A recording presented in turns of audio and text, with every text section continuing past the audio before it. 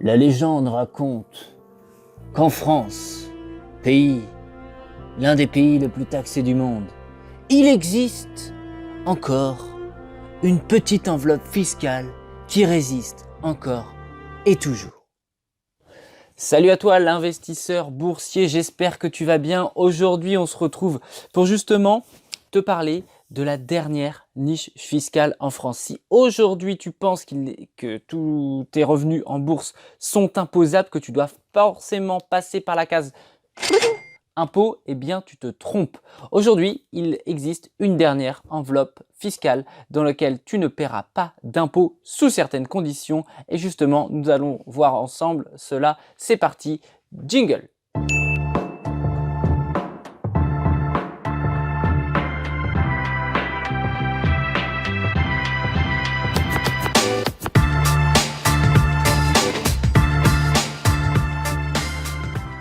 Le plan d'épargne en action, également appelé PEA, aujourd'hui, c'est la seule solution que tu as pour ne pas payer d'impôts sur tes revenus boursiers. Alors le PEA, je ne sais pas si tu connais cela, ça c'est le plan d'épargne en action, donc comme je l'ai dit, c'est aujourd'hui une enveloppe fiscale, une petite niche, tu vois, tu t'imagines une niche de chien, bah, c'est la petite qui est au fond du jardin, là, qui reste et sous la pluie, malgré les tempêtes, malgré tout ça, c'est la seule possibilité pour toi de ne pas avoir d'impôts à payer sur tes revenus boursiers. Alors c'est quelque chose qui a été mis en place par le gouvernement dans les années 80, 90 je crois. L'intérêt étant pour l'État que les particuliers investissent dans des entreprises françaises. Et investissant dans des entreprises françaises, eh bien, ils considèrent qu'on fait un effort, ou je sais pas, enfin bref, on fait marcher l'économie du moins, et du coup, on est justement exonéré d'imposition. Tout cela, bien sûr, soumis à certaines conditions. Donc déjà, ce que je vais voir avec toi, ce sont les conditions d'obtention, les conditions pour ouvrir un PEA. On va voir ça tout de suite sur mon paperboard. Donc, on se retrouve justement sur le paperboard pour voir un petit peu quelles sont les conditions du PEA. Il y a plusieurs conditions que tu dois respecter pour pouvoir ouvrir un PEA. Je te les ai marquées juste ici. La première, c'est bien sûr être majeur. Tu te doutes bien que c'est quelque chose qui n'est pas... Enfin, on parle d'argent, donc il faut avoir 18 ans. La deuxième des choses, c'est qu'il faut être résident fiscal en France. Cette notion est très importante. Aujourd'hui, tu vois de nombreux, je veux dire, youtubeurs qui prônent l'investissement dans les sociétés américaines, etc., etc. Oui, parce que la plupart de ces gens-là gagnent très très bien leur vie, se sont expatriés pour justement payer moins d'impôts et ne peuvent plus investir à travers le PEA.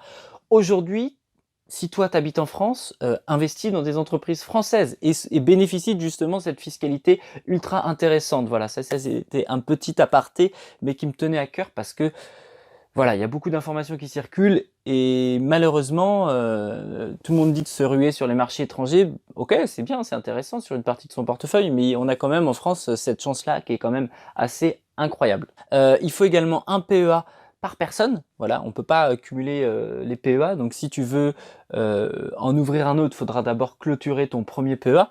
Et ensuite, les placements maximales sont à hauteur de 150 000 euros. Tu ne pourras pas aller tu pourras pas placer davantage d'argent. Alors après, bien sûr, toi, tu peux faire des opérations de plus-value, tu peux réinvestir tes dividendes, ça peut continuer à travailler, mais les dépôts ne peuvent pas excéder 150 000 euros. Petit aparté, il existe également le PEA jeune. Si aujourd'hui tu as entre 18 et 25 ans, si tu es rattaché fiscalement à tes parents, eh bien tu peux quand même ouvrir ce qu'on appelle un PEA jeune. Voilà, c'est quelque chose, c'est un dispositif qui est assez récent. C'était pas le cas avant. Donc voilà un petit peu les différentes conditions pour pouvoir ouvrir le PEA. Quels sont un petit peu les intérêts du PEA? Les intérêts du PEA, eh ben, elles sont multiples. Tu bénéficies d'une fiscalité allégée. En effet, tu n'as pas d'imposition dans ton PEA tant que ton argent ne quitte pas ton PEA. Ça, c'est très important. Tu n'as rien à déclarer aux impositions, même si tu effectues des achats, des achats-reventes avec de la plus-value au bout, si tu touches des dividendes, tu n'as rien à déclarer aux impôts. Les impôts n'ont aucune vision de l'argent que tu as sur ton PEA. C'est une relation entre toi et ton courtier et basta. Donc de la même façon, si aujourd'hui, il faut quand même distinguer, si ça c'est très important, et je vais te mettre un petit tableau juste ici, il faut distinguer deux périodes à travers le PEA. On a une période qui va de 0 à 5 ans et une période de 5 ans à plus. De 0 à 5 ans, tu n'as pas le droit de retirer de l'argent de ton PEA sous peine de le clôturer. Donc voilà, si voilà, au bout de 4 ans et demi, si tu décides, bah, tu as besoin d'argent, tu décides de fermer ton PEA pour, enfin, tu décides de retirer de l'argent parce que tu en as besoin, eh bien, il faut savoir que ça va fermer ton PEA, ça va le clôturer. Et là-dessus, du coup, tu ne vas pas bénéficier de l'imposition allégée. Avec le petit tableau que je vais te mettre, ça va être très très clair. Donc voilà. Donc ça, c'est quand même hyper important à savoir. Il faut savoir que quand tu investis dans un PEA, tu t'engages au minimum, tu bloques ton argent au minimum 5 ans. Donc ça, il faut vraiment le savoir. Quel est l'intérêt majeur du coup? L'intérêt majeur, c'est de bénéficier d'une fiscalité allégée dans la mesure où tu vas payer après 5 ans. Admettons que voilà, au bout de 6, 7, 8 ans, 10 ans, 15 ans, peu importe, tu décides de retirer 10 000 euros. Soit que toi tu avais placé, soit de dividendes perçus, enfin bref. Et bien à ce moment-là, tu vas payer ce qu'on appelle les prélèvements sociaux. Aujourd'hui, au moment où je tourne la vidéo, les prélèvements sociaux, ils sont à 17,2%. Donc, tu ne paieras que entre guillemets, les prélèvements sociaux donc en vigueur au moment de ton retrait de l'enveloppe PEA. Et donc, tu ne paieras pas ce qu'on appelle la flat tax qui est normalement appliquée qui est de 30% du coup, qui est normalement appliquée sur les recettes, enfin les gains financiers que tu peux avoir avec les différentes voilà, assurances vie, etc. Autrement, quelque chose qui est ultra intéressant également, le jour où tu retireras ton argent, l'argent que tu vas retirer n'est pas imposable. Donc, dans la mesure où, donc si tu retires tes 10 000 euros, ça ne va pas se rajouter à tes salaires, tu ne vas pas prendre le risque d'augmenter ta tranche marginale d'imposition qui peut te faire basculer vraiment d'une tranche voilà, à une autre, et du coup ça modifie complètement le game, et du coup c'est pas du tout intéressant. Donc là, c'est pas le cas avec le PEA, donc ça c'est encore un autre avantage.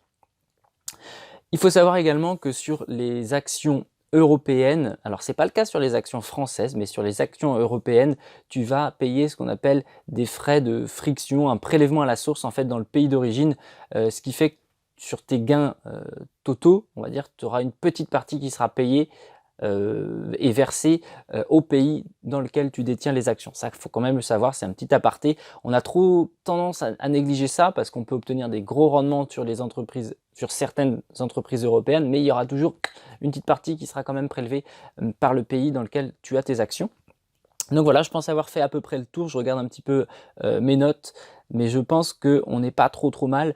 Donc dis-moi si toi dans les commentaires aujourd'hui ça te donne envie d'investir à travers le PEA. Aujourd'hui, je pense qu'il ne faut pas que tu passes à côté. Il ne faut pas que tu passes à côté parce que en France, on n'a pas beaucoup de dispositifs qui nous permettent de ne pas payer d'impôts. On en a deux. On a donc le PEA en bourse, et on a dans l'immobilier la revente sur la résidence principale où on est totalement exonéré de taxes sur la plus-value. Donc dis-moi dans les commentaires si tu as un PEA. Si ce n'est pas le cas, je t'invite à regarder ma vidéo quel courtier choisir, dans laquelle justement, que tu retrouveras très facilement dans ma playlist bourse, dans laquelle je vais te faire un comparatif des différents courtiers qu'il existe pour ouvrir un PEA. Et donc voilà, je t'invite à regarder dans la barre de description, dans la playlist, et donc tu auras pas mal d'informations. Si jamais tu es ultra motivé, si tu es chaud patate dès aujourd'hui pour commencer à investir en bourse, si tu veux une méthode concrète, si tu veux une stratégie, etc. J'ai une formation sur le sujet, donc je t'invite à parcourir la chaîne YouTube, il doit y avoir un lien quelque part.